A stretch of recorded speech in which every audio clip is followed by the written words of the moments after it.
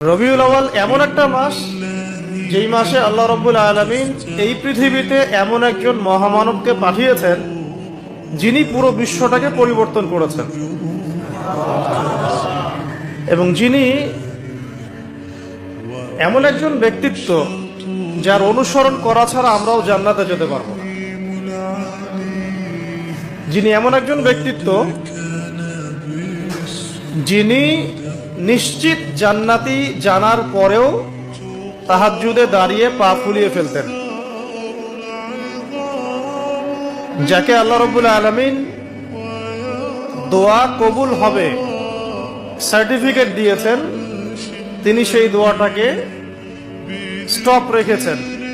কিয়ামতের মাঠে তিনি এই দোয়াটা করবেন আমাদের জন্য। এই মাসে সেই মহামানবকে এই পৃথিবীতে পাঠানো হয়েছে। আবার এই মাসেই আল্লাহ রাব্বুল আলামিন তাকে তার কাছে নিয়ে নিয়েছেন।